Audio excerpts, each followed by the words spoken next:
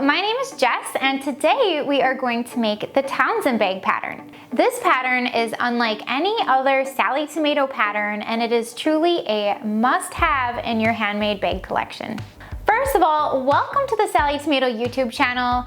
If you like sewing fashion-forward projects, our YouTube channel is the place to be to create confidently. The Townsend bag pattern featured in today's tutorial is a functional bag ideal for day trips and traveling. This bag can be used as a carry-on, gym bag, weekender, doll bag, retreat bag, or however you'd like.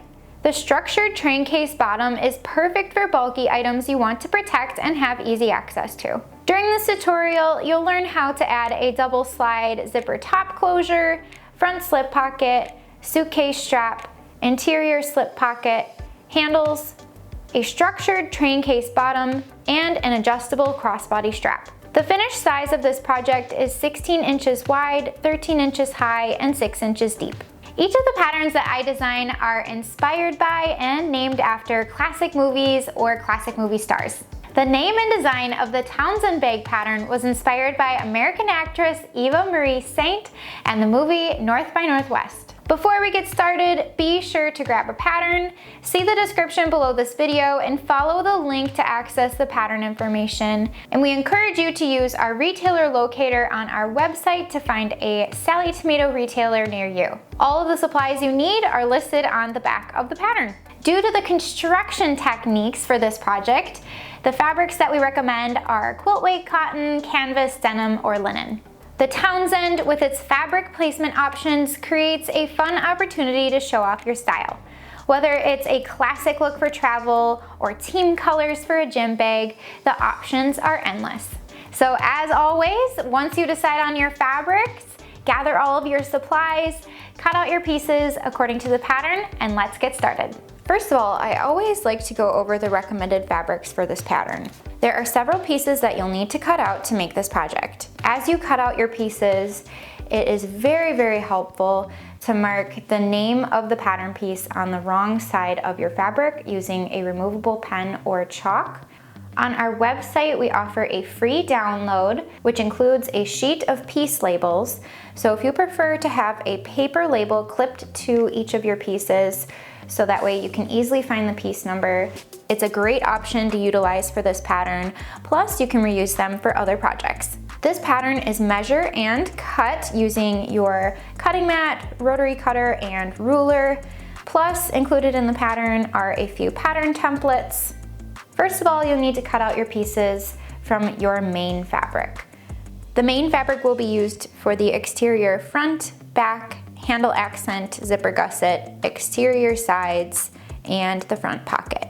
Your contrast fabric will be used for the suitcase strap, which is optional, your train case pieces around the base of the bag, your handle connectors and handles, strap connectors, front pocket accent, and if you'd like, you can also make your adjustable strap out of your contrasting fabric. For this project, I chose to use Sallie Tomato faux wax canvas. This material is a printed canvas that looks like a distressed waxed canvas. However, there is no wax. It does have similar properties to wax canvas, so it's water resistant, dirt repellent, and my favorite part is that you can sew with it just like a regular canvas, and you don't have to worry about any wax gunking up your machine. But we have included the option for using webbing in this pattern. I definitely recommend that you try using webbing to make the adjustable strap, since it will save you a few steps in the process. Plus, it's a durable, stylish option. We have a variety of webbings available on our website, or you can find them at your local Sallie Tomato retailer. The next fabric you will need is your lining fabric. So this will be used for the interior of your bag, your slip pocket lining, as well as the bias binding for the train case. Normally, we try to avoid adding any bias binding to Sallie Tomato patterns. However, this design required a little piece of bias binding to add some structure and finish off the train case feature of this pattern. For this project, I'm using our new fabric specifically designed for bag linings called Turtle Tex. This material has a coated wrong side, so it is water resistant. It has a nice structure to it because of the coating on the back side, and it's a very durable option for bags. Because of the unique structure of this project, there are several pieces that you'll need to cut out from your interfacing. Also, you'll need to choose some stabilizer. You can use sew-in foam for the stabilizer, Airmesh, which is more of a breathable option. Otherwise, you could choose to use fleece. I would only recommend using fleece if you chose to use heavyweight fabrics for your main fabric and your contrasting fabric. Otherwise, if you have a lightweight to midweight woven material for your main fabric and your contrast fabric, I would definitely recommend the foam or the Airmesh because you'll want that extra structure to make sure that your bag maintains its shape.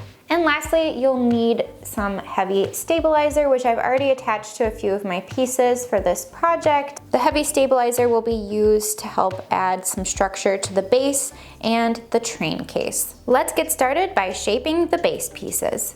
On the wrong side of each piece I, you'll want to position the corner shaping template in each corner, making sure to align the straight edges of the template along the straight edges of your fabric. Trace the corner curved edge in each corner of each piece I, and then you'll cut along each of the shaped edges, following the traced lines. You'll repeat the same process with corner shaping template B to shape each corner of both pieces S, which I've already gone ahead and done. Ignore my stitching in this step because I've gone ahead and completed some of the steps already for this project. The next step is to fuse the interfacing to the coordinating pieces. If you chose to use a non-woven fabric for your contrast fabric, you'll want to skip this section of instructions. Follow along with your pattern for positioning and fusing the interfacing piece R to the contrast piece F for your adjustable strap if you chose to make an adjustable strap out of your contrast fabric. Once you complete that step, you'll want to center and fuse interfacing piece I to each coordinating contrast and lining piece I, which are your base pieces. If you chose to use turtle text like I did, you can skip adding any interfacing to piece I for your lining. Also center and fuse one interfacing piece G to your coordinating contrast fabric piece along with pieces K, L, and M. When you position each piece of interfacing, make sure that it's centered within the piece. You will notice that some of your interfacing is either narrower or shorter, and that's intentional to help reduce bulk later on in the seam allowances. Make sure to follow the manufacturer's instructions when fusing your interfacing to your fabrics.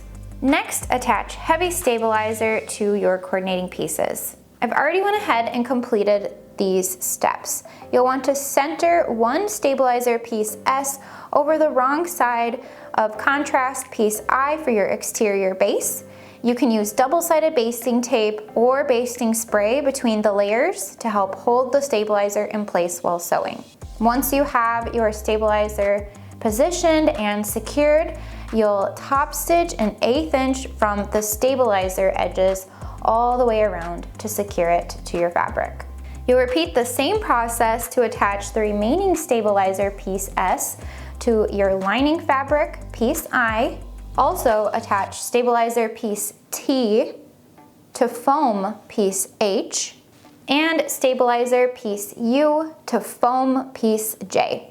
You'll notice that the stabilizer is cut smaller, and that's intentional so it does not get sewn into the seams in later steps. The firmness of the stabilizer will help prevent the bottom of your bag from sagging over time, as well as the train case sides. Next, attach foam, Airmesh, or fleece. With right sides up, center each main fabric piece A over one coordinating foam piece. Again, you can use basting spray between the layers to help hold the fabrics together, or you can use sewing clips.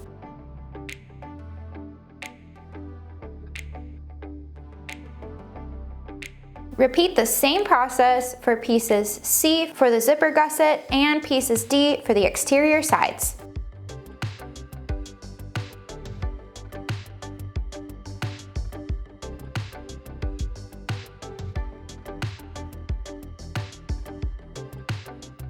Then baste a 1/4 inch from all edges of each piece.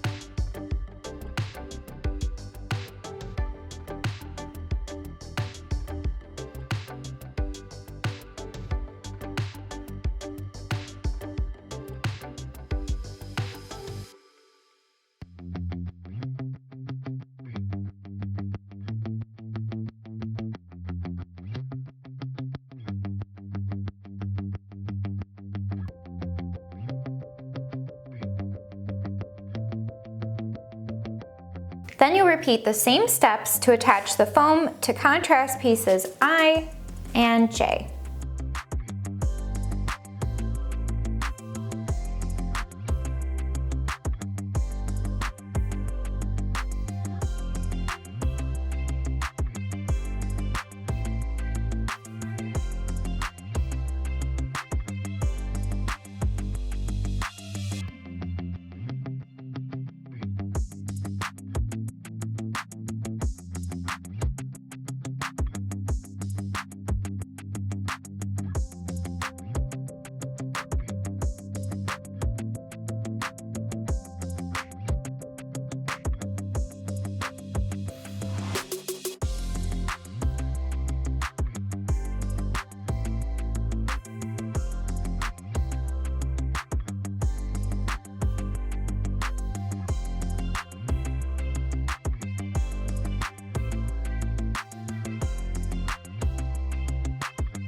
Next, we'll mark the placement lines.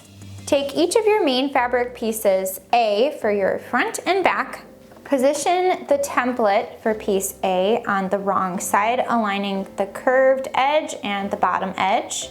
Then you can use the center fold line of the pattern piece as your guide to mark the top and bottom centers of each main fabric piece A. The next step is to prepare the zipper gusset. First of all, take your 24-inch long zipper and move both zipper pulls near one end of the zipper, keeping the zipper closed. Then, with right sides together, align one edge of the 24-inch zipper along the top long edge of one main fabric piece C for your zipper gusset. You'll want to allow the zipper ends to extend beyond piece C. The longer zipper will prevent the pulls from getting in the way of the needle or presser foot as you sew. Then baste the aligned edges together with a 1/4 inch seam allowance.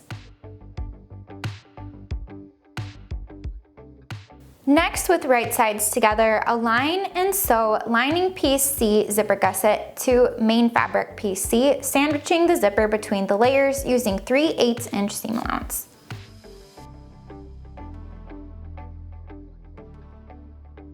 Press both pieces C away from the zipper so they are wrong sides together. Then on the main fabric right side, top stitch along the zipper seam with a 1/4 inch seam allowance.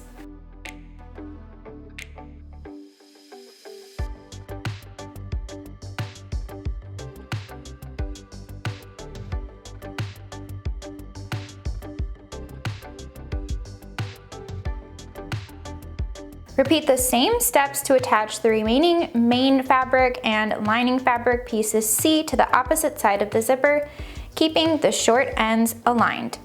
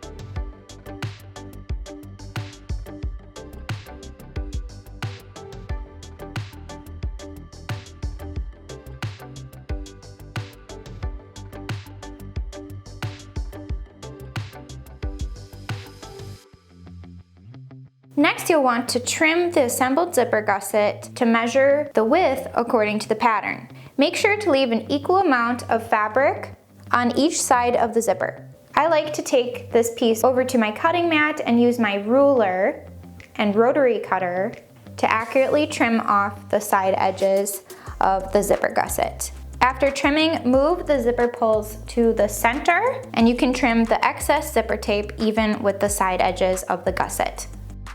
The next step is to prepare and attach the strap connectors. Skip ahead to step 3 in the pattern if you're using webbing for your strap connectors. Take your contrast piece M and with wrong sides together, fold each length side to the center.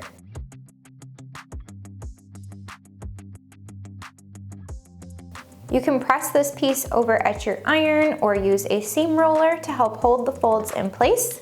Or you could apply double-sided basting tape between the layers or use sewing clips.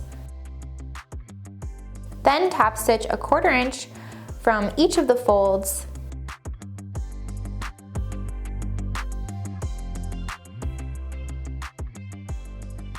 And after sewing, subcut the strap connector into 2 equal lengths. I like to do this by folding the piece in half, matching the raw edges, and cutting along the fold.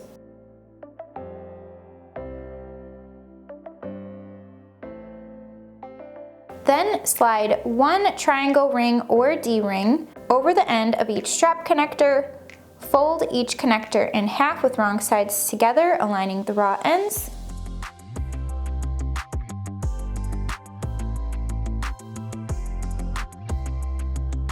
And top stitch each connector, either 3/8 inch or 1/2 inch from the hardware, whichever distance you're comfortable depending on your hardware and your presser foot. Make sure to backstitch for reinforcement.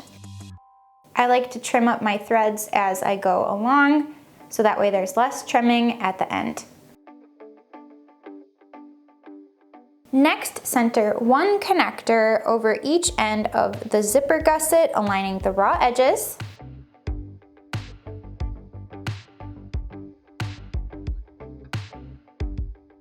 Then baste the connectors in place with a 1/4 inch seam allowance. I recommend to backstitch for reinforcement. The next step is to complete the zipper gusset. With right sides together, position 1 main fabric piece D exterior side over the zipper gusset exterior, aligning the 7-inch raw edges. Then position 1 lining piece D interior side to the zipper gusset interior right sides together, aligning the same 7-inch edges and sandwiching the zipper gusset between the layers.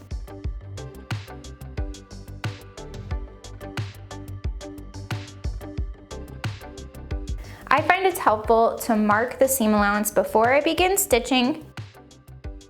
Sew together with 3/8 inch seam allowance, starting and stopping a 1/2 inch from each long side edge.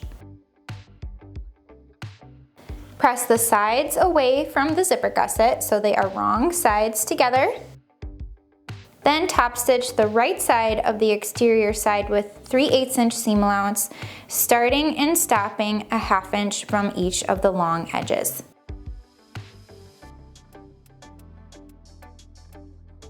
If you'd like to attach an optional handmade label, now is a great time to do so. You'll want to install a handmade label centered 1 1/4 inch below the exterior side top stitching. Make sure to move the lining out of the way to install the label, then smooth the lining back, covering the hardware, prongs, and washer.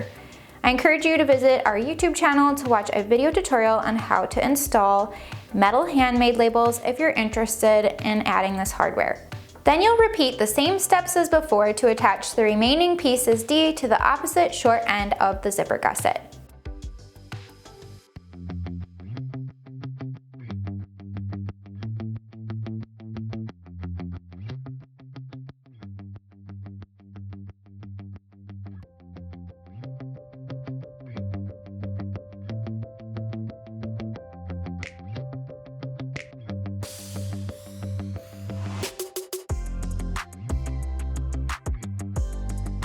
After sewing, mark the centers on all edges of the zipper gusset and set aside. To find the centers, you can simply fold your project in half and mark along the fold.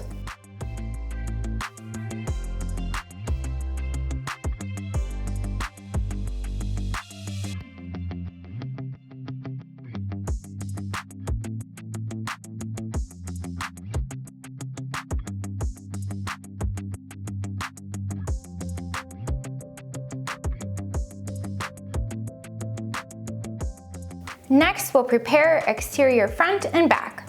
With the wrong sides together, fold the contrast piece N in half, aligning the long raw edges of piece N along the top 7-inch edge of one main fabric piece E front pocket. Make sure the right sides are together and position the remaining piece E on top.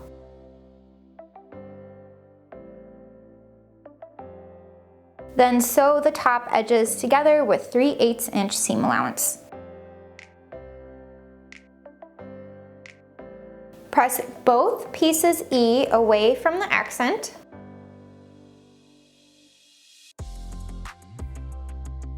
Then top stitch the main fabric 1/4 inch from the seam. Next, take one main fabric piece A, whichever piece that you would like to be the front of your project. Then take your pattern piece and fold along the placement line. Use your pattern piece as a template to mark the vertical placement lines for the slip pocket and the handle connectors on both sides of the front piece.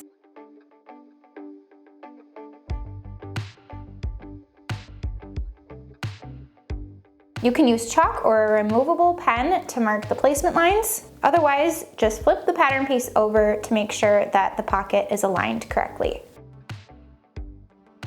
Make sure the bottom raw edges are even, then baste the sides and bottom edge 1/8 inch from the raw edges of the pocket. You can use pins to hold the pocket in place.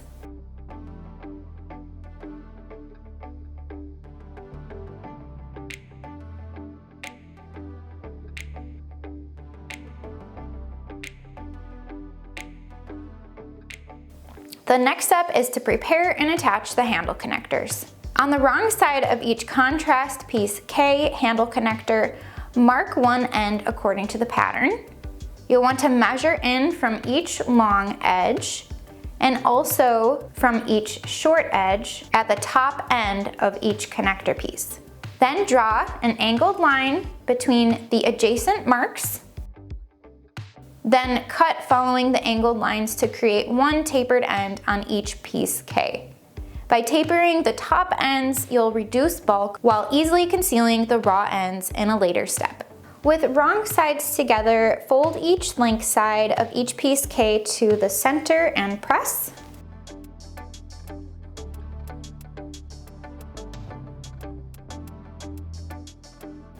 Then thread one piece K tapered end through one rectangle ring. Fold the end down 2 inches to the wrong side of piece K and use a sewing clip to hold the top fold. I've already went ahead and completed this step for 2 of my strap connectors. Also on the wrong side of each piece K, you'll want to apply double-sided basting tape or fabric glue along the center below the hardware and the fabric fold. Then, with right sides up, center one piece K over one vertical placement line on main piece A front exterior. Align the bottom raw ends with the hardware towards the top and press piece K down to adhere to the exterior.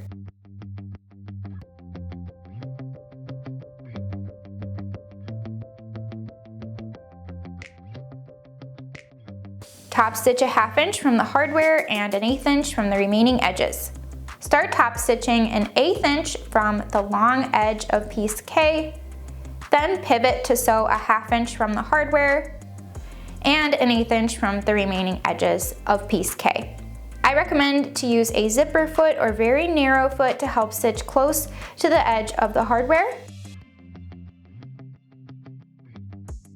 Then you'll repeat the same steps to attach the remaining pieces K to the exterior front and back.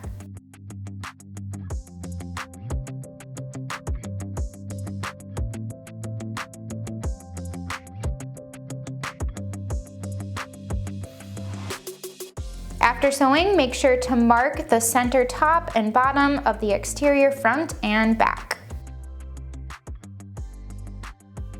Next, we'll make and attach the optional suitcase strap. With the wrong sides together, fold each length side of contrast piece G suitcase strap to the center and press.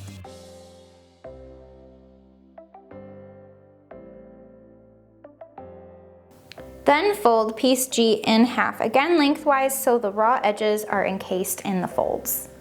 After pressing, top stitch an 1/8 inch from each long folded edge.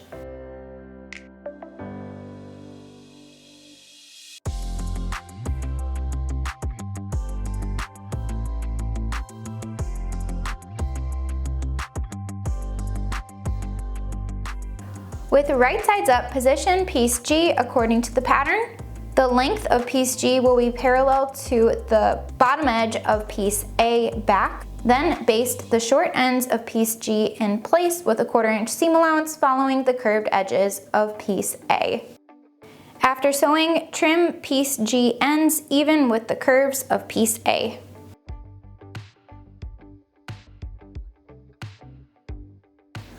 The next step is to create and attach the slip pocket. I've already went ahead and attached my slip pocket according to the pattern. If you'd like a step-by-step video tutorial on how to create and attach a slip pocket, we've linked our step-by-step tutorial below. Just make sure to follow along with the seam allowances in the Townsend pattern. Plus, the pattern includes additional top stitching along the sides and bottom edge for reinforcement, along with vertical top stitching in the center of the pocket to divide it into 2 compartments. After sewing, be sure to fold each lining piece A in half to mark the center of the top and bottom edges.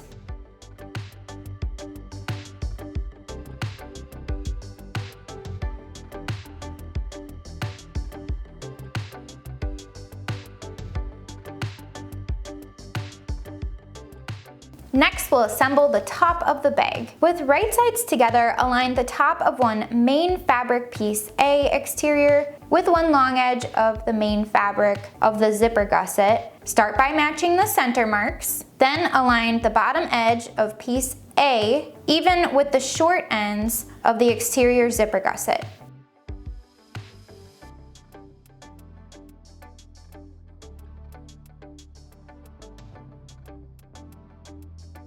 Continue aligning the curved edge of piece A with the straight edge of the zipper gusset, clipping together only the main fabrics.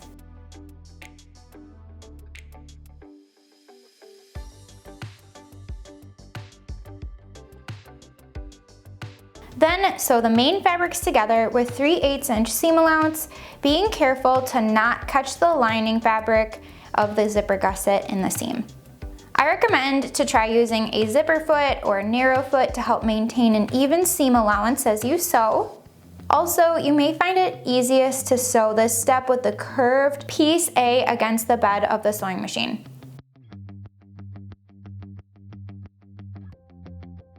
Then you'll repeat the same steps to attach the remaining exterior piece A to the opposite side of the zipper gusset.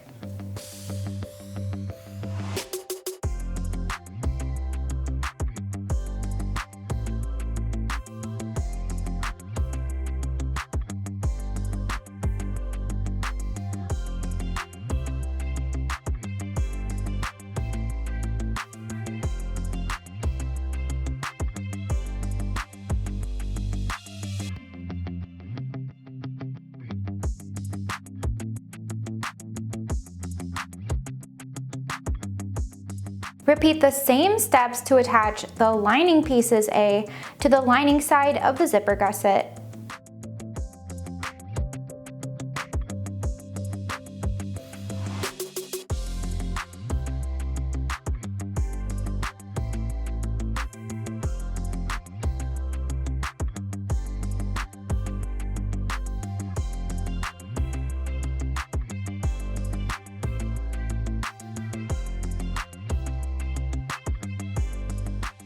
It may be helpful to unzip the zipper to make it easy to maneuver at the sewing machine.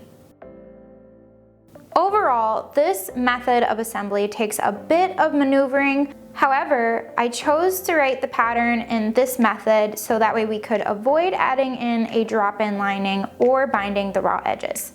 If you prefer either of those lining and finishing techniques, feel free to adapt the pattern.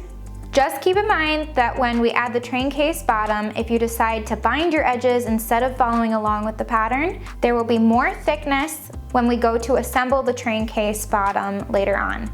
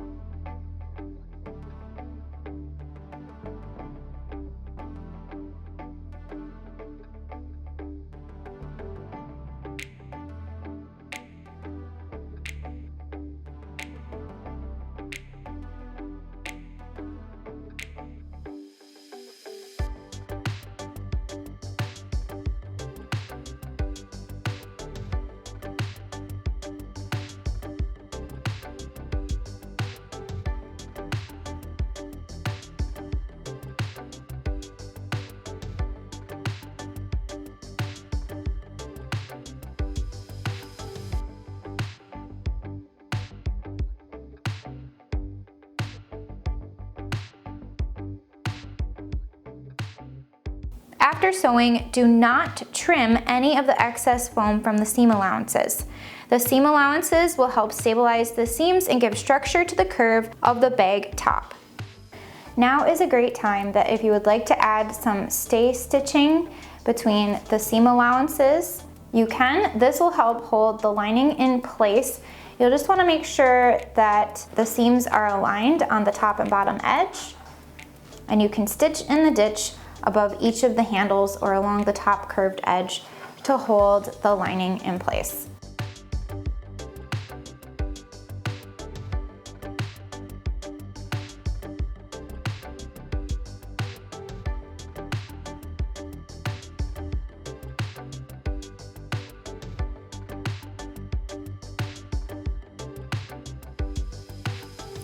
I've already went ahead and grabbed each of my base pieces eye, and you'll want to mark the center on each of the long edges as well as the short edges. To do this, I just folded each piece in half and used a pen to mark the center folded edge along each edge. Then I folded it the opposite direction. I get a little lazy when it comes to folding and marking center points, so once I had one piece marked, I decided to go ahead and use it as my template to mark the remaining center marks on each of the pieces eye. Set each of the pieces aside except for one lining piece eye that has the stabilizer attached. And with right sides together, match each of the center points of the base with the lining of the bag. Make sure that the short sides of the base are matched with the zipper gusset. Then add sewing clips all the way around the base edges to attach it to the lining.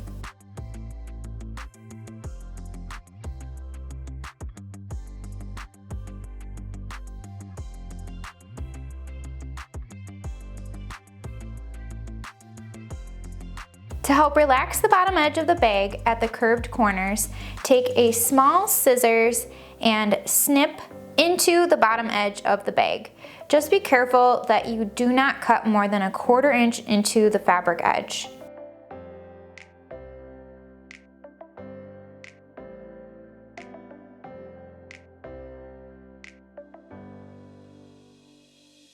Next, sew around the base with 3/8 inch seam allowance.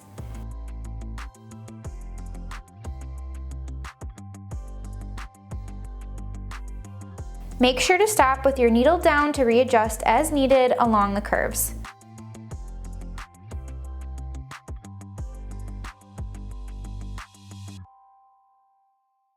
I find it's easiest to sew this step with the base against the bed of the sewing machine.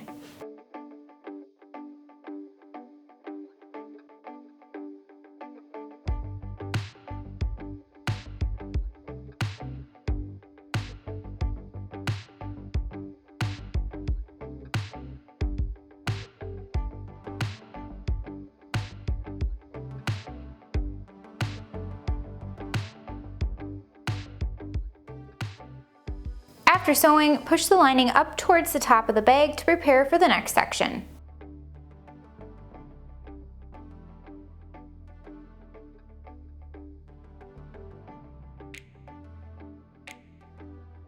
Next, we'll assemble the train case. With right sides together, center the 38-inch long zipper aligned with the top long edge of the contrast piece H train case front.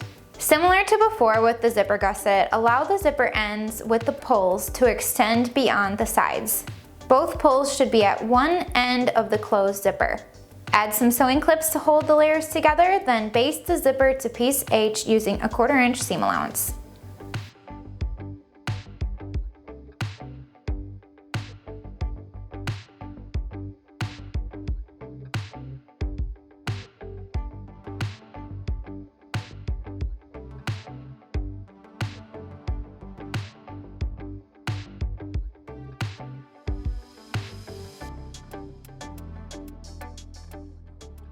Next, with right sides together, place lining piece H train case front over the zipper.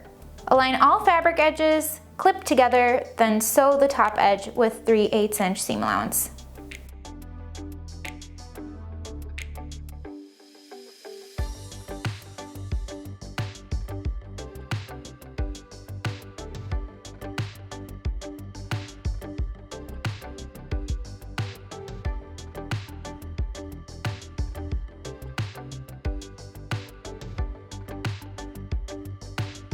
After sewing, press both pieces H away from the zipper so they are wrong sides together and align the raw edges.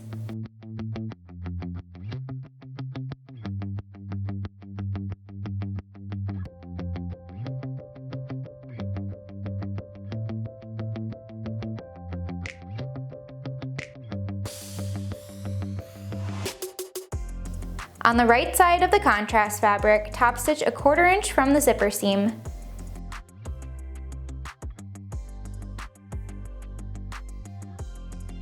Then pivot to baste the bottom and side edges with an 1/8 inch seam allowance.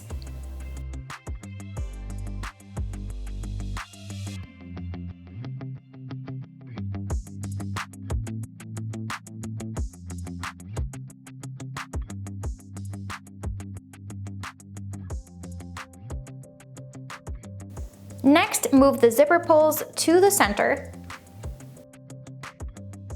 And with right sides together, position the contrast piece J train case back at one end of the contrast train case front, aligning the short edges. Also position lining piece J train case back to the same short end with the lining right sides together, sandwiching the train case front between the layers. Sew together with 3/8 inch seam allowance.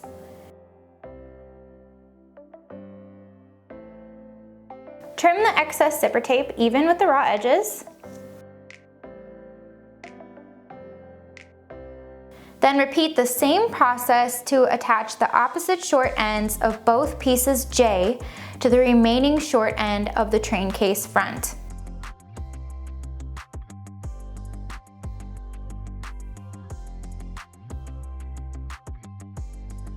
It may be helpful to roll the train case front so it's easier to position the lining piece J.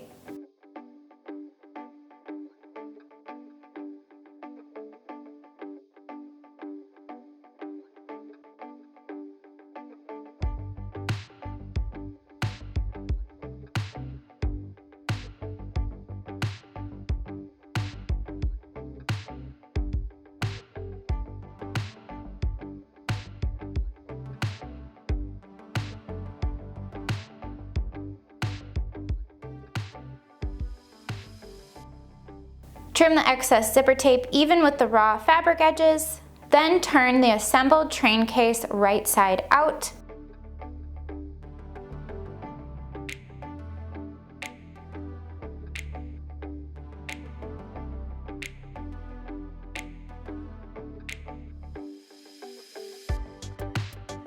Top stitch the short seams with a 1/4 inch seam allowance.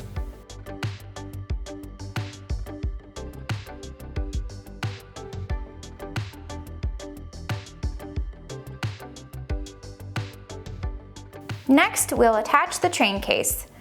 With the right sides together, align the short ends of lining piece O train case extension. Sew the short ends together with 3/8 inch seam allowance to create a loop. After sewing, press the seam open.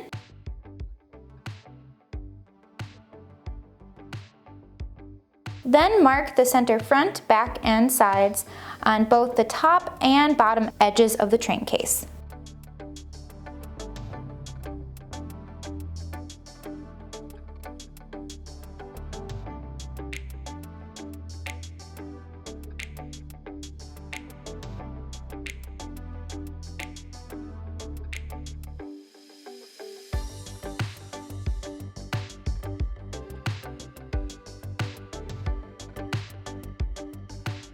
Next, place the right side of the train case extension inside the assembled train case to the wrong side of the zipper.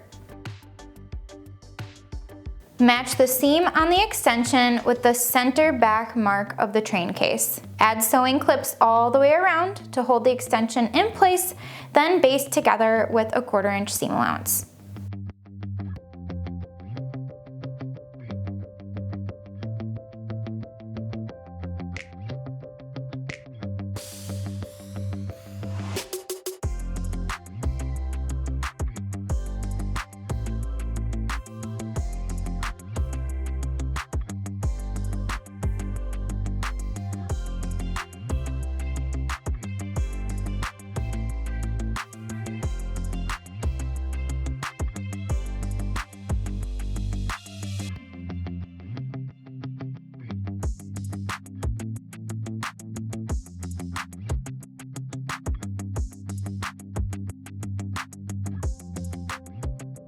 Next, turn the train case lining side out.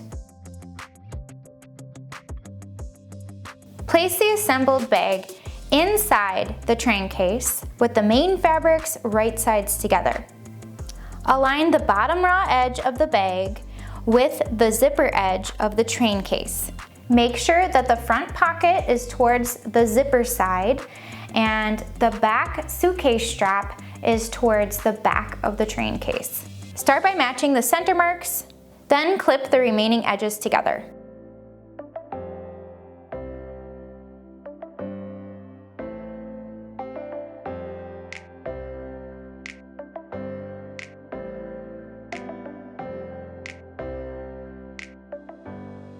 Next, sew together with 3/8 inch seam allowance.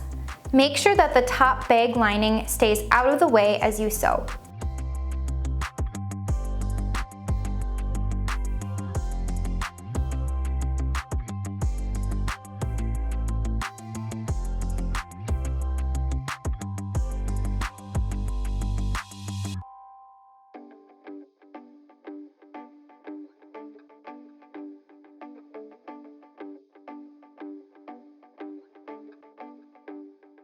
Fold the train case away from the bag, making sure that the extension is still flat against the train case.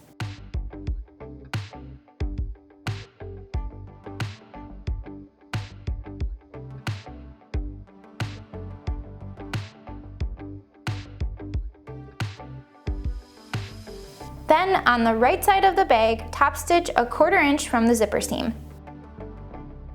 And again, make sure that the top bag lining is pushed up out of the way.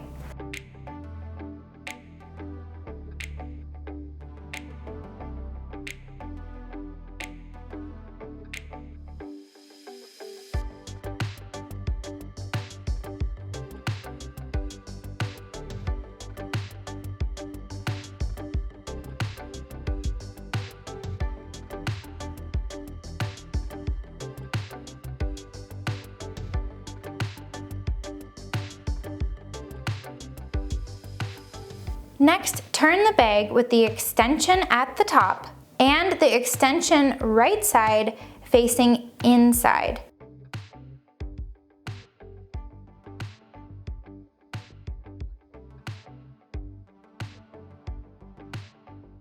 With right sides together, align one lining piece eye interior base to the extension, matching the center marks. Clip the remaining raw edges together.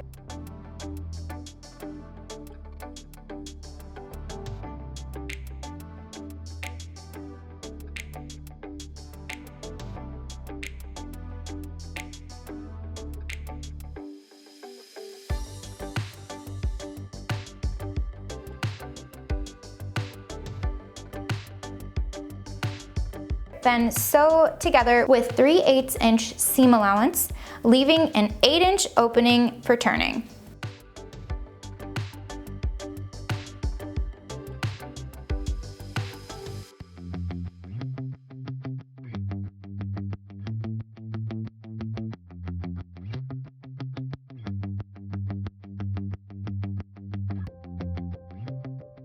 Turn the bag right side out.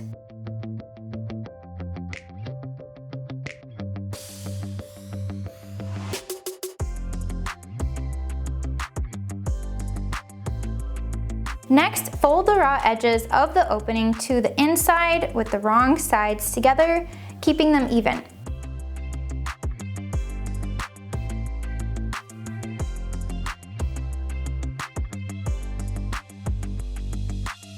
Then either hand sew or top stitch an 1/8 inch from the aligned folded edges to close the opening.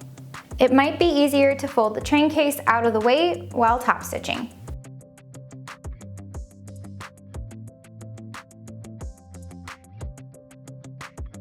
Then you can set your bag aside for the moment. Next, I'll show you how to prepare the bias binding. I've already went ahead and cut the size square that I need to create the amount of bias binding needed for my project. Start by cutting your binding fabric in half diagonally to yield 2 triangles. You'll want to cut from the lower right-hand corner to the upper left-hand corner. With right sides together, position the 2 triangles so the 90-degree corners are opposite of each other. There should be about a 1/4 inch length of fabric that extends beyond each of the straight edges. Sew the aligned edges together with a 1/4 inch seam allowance.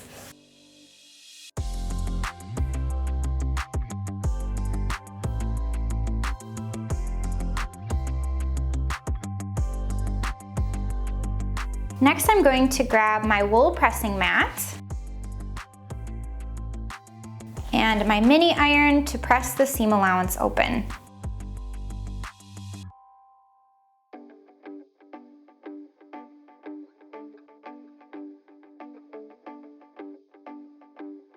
Next, you'll cut your binding strips. You can choose to cut 2 1/4 inch wide strips for a tighter binding, or if you're new to bias binding and you have multiple layers of thickness to sew through, then you can choose to cut 2 1/2 inch wide strips. The strips should be cut along the long edge of the triangle, which is the biased edge. So you'll want to turn your fabric so that way the bias edge is aligned with the marks on your cutting mat. To make it a little bit easier, I'm going to rotate my cutting mat 90 degrees. And for my project, I'm going to cut 2 1/4 inch wide strips.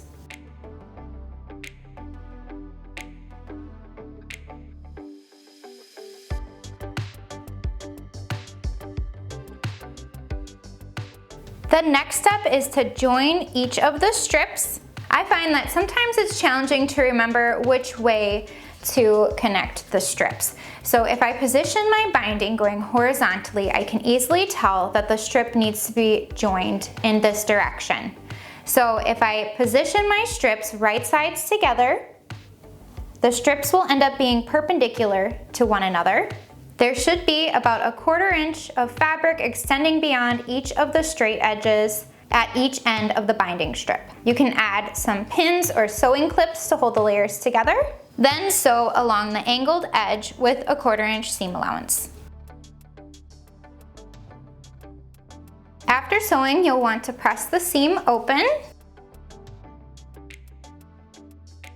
And then continue to join the remaining binding strips to make one long bias binding strip.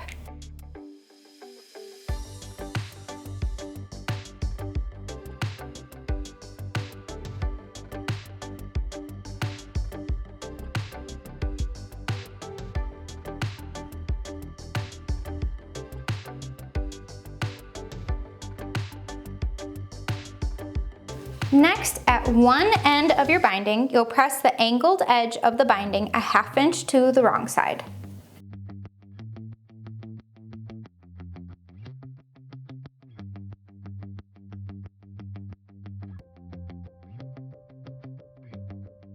Then trim the excess fabric even with the raw edge. And next, with wrong sides together, press the binding strip in half lengthwise.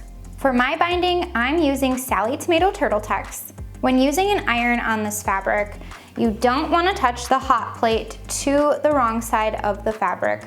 However, you can iron this fabric from the right side. What's unique about Turtle Tex is that it has a coated wrong side, which makes this fabric durable because it is water resistant, and the coating acts as if there is an interfacing attached to your fabric. Another benefit is that when this material is ironed to itself, it fuses to itself, which makes for a crisp, clean binding. If you've ever attached bias binding and found that it looks wrinkled or warped once it's stitched to your material and folded over to the opposite side, it's because the top layer and the bottom layer of your bias binding shifts during attaching the material. Since the Turtle Tex is fused to itself, the aligned fabric edges will not shift after they've been folded. So Turtle Tex is a great option for professional looking and easy to install bindings.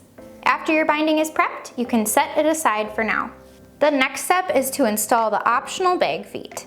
On the wrong side of contrast piece I exterior base, mark the lines according to the pattern, measuring in from each of the short edges and each of the long edges. Where the lines intersect will be where your bag feet are installed. You'll also mark a line down the center if you would like to install 2 additional bag feet in the middle. After your placement marks are determined, you can install 1 bag foot at each marked line intersection.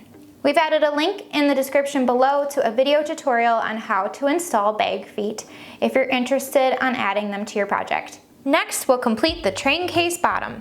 With wrong sides together, place the remaining lining piece I interior base to the contrast piece I exterior base, aligning all edges. Use sewing clips to hold the layers together.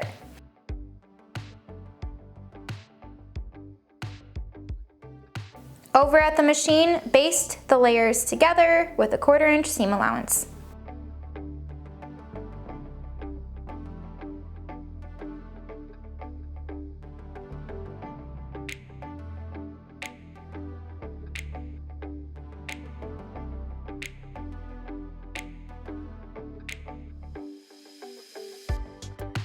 Next, open the train case zipper completely, then turn the train case so the lining side is facing out.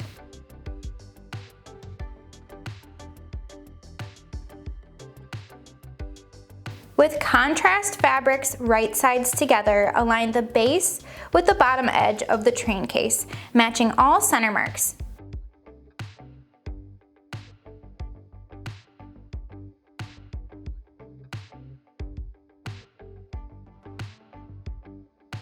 Then sew together using a 1/4 inch seam allowance. I find it's easiest to sew this step with the base against the bed of the sewing machine.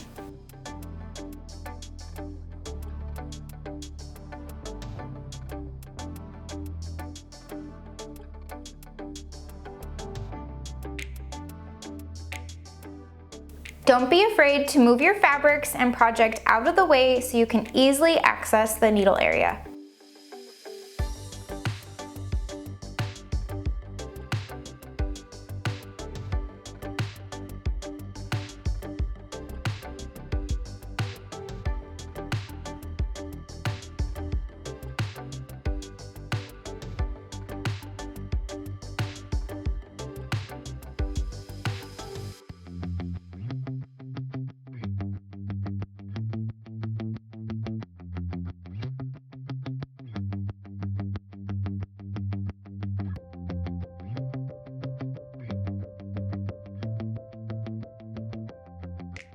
Now is a great time to double check that you caught all of the layers of your fabric while sewing around the base. If needed, go back and sew a slightly deeper seam allowance to catch the fabric layer that you missed. Next, I'll explain my favorite binding technique, but feel free to use your favorite technique for this next step of the project. With the lining fabrics right sides together, I'm going to place the angled end of the binding against the train case and align the raw edges. It's helpful to add sewing clips to hold the layers together due to the thickness of this project. If you'd like, you can continue to add sewing clips aligning the raw edge of the binding along the raw edge of the base. However, I usually like to align my binding as I sew. You'll want to begin sewing about 4 inches from the pressed end of the binding using a 1/4 inch seam allowance.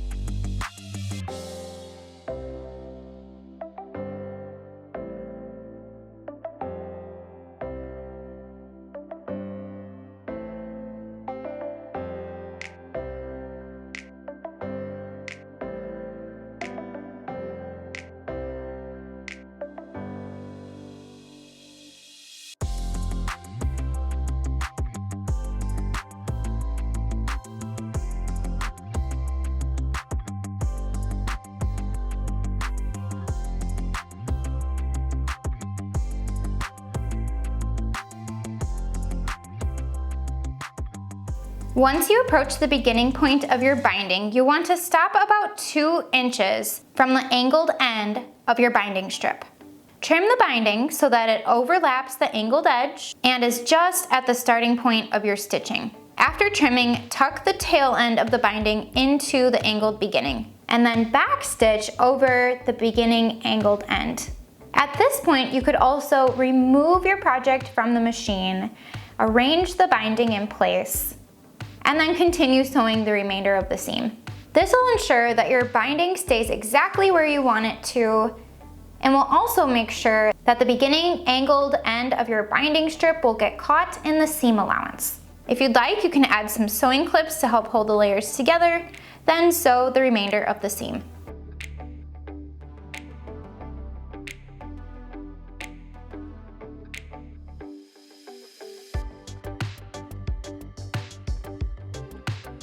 Now is the ideal time to double check that your binding is attached to all of the layers.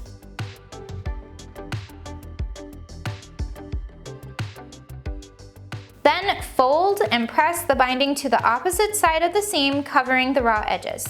I like to add lots of sewing clips to hold the layers together.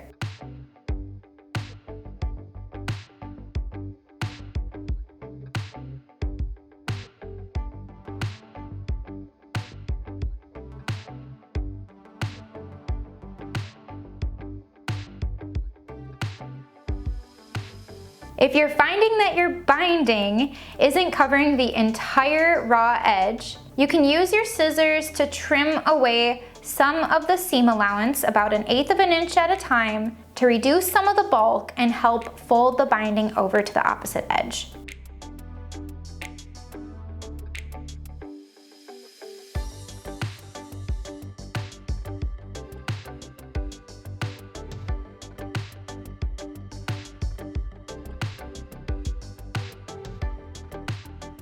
After adding your sewing clips, top stitch the binding in place 1/8 inch from the pressed folded edge. I find that it's helpful to use a Sallie Tomato essential turning and creasing tool to help position and guide the binding edge while I sew.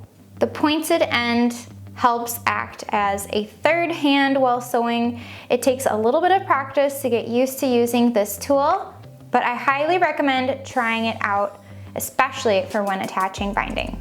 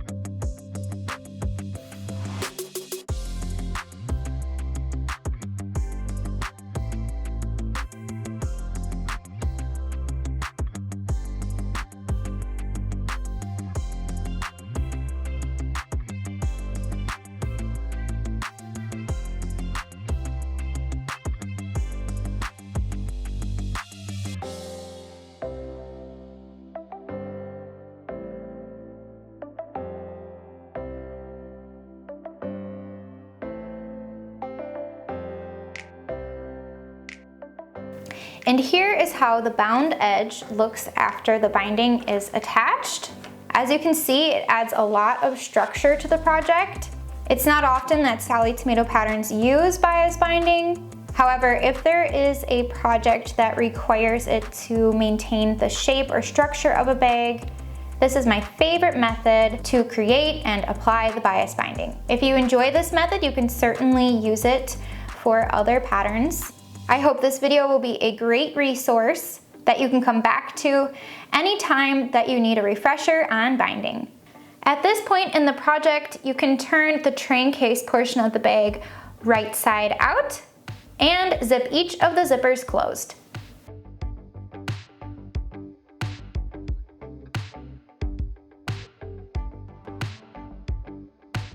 Next, let's prepare the handles. Take one of your contrast pieces L for your handle and fold the short ends without the interfacing a 1/2 inch to the wrong side and press.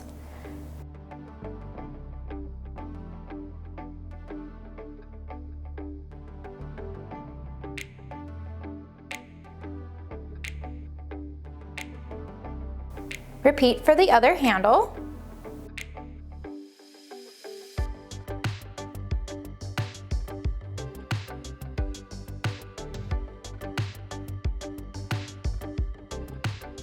Then, with wrong sides together, fold the long edges of each contrast piece L handle to the center and press in place.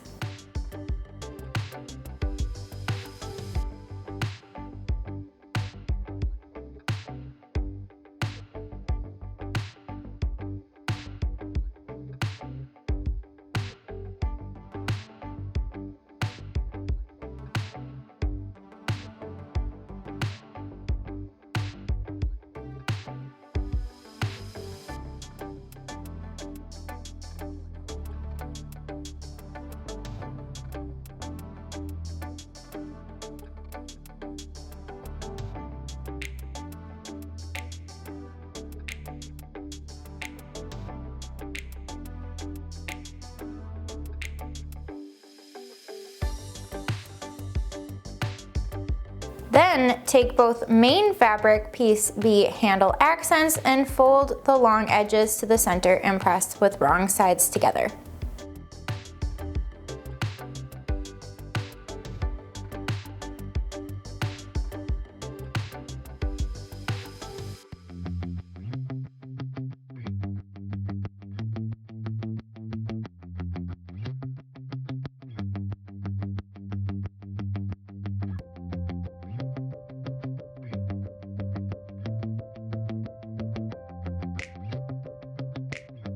Next, if you'd like, you can apply glue, double-sided basting tape, or basting spray to the wrong side of each handle accent.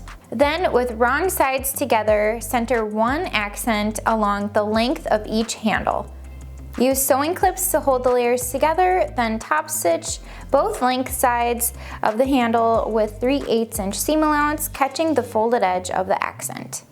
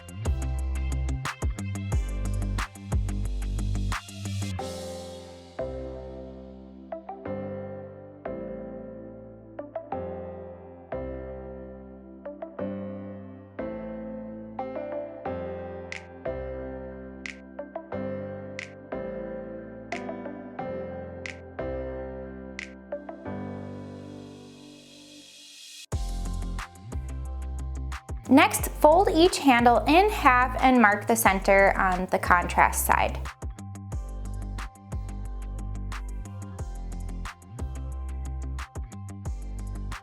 Then measure 3 inches away from each side of the center mark. Fold the handle in half lengthwise and top stitch an 1/8 inch from the aligned folds between the 3-inch marks.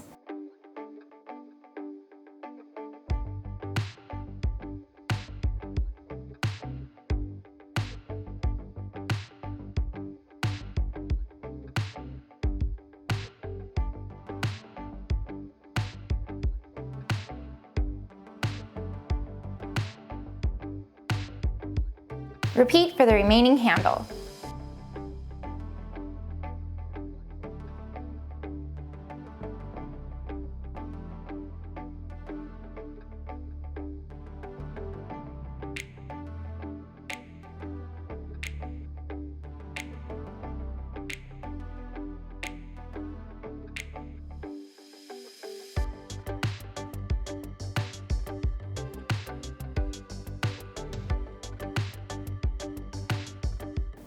Thread each handle end through one attached rectangle ring. Make sure that one handle is on the front and one handle is on the back. Then fold each handle end 1 inch to the wrong side with the accent facing the inside of the bag.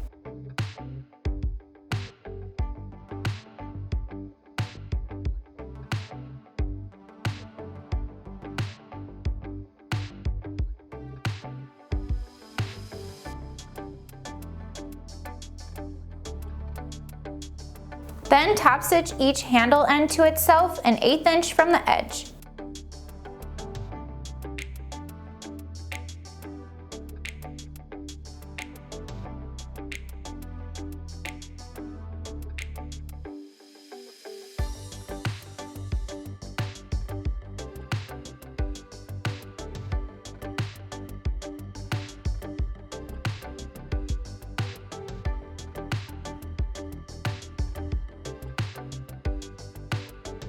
And the last step of the pattern is to make the adjustable strap. I've already went ahead and completed my strap using my contrast piece F. Follow along with the pattern to make your adjustable strap either from fabric or webbing. If you'd like to watch a step-by-step video tutorial on how to make an adjustable strap, we've added links below in the description of this video. Then once your strap is complete, you can attach one swivel hook to each of the triangle rings or D rings on the sides of your bag.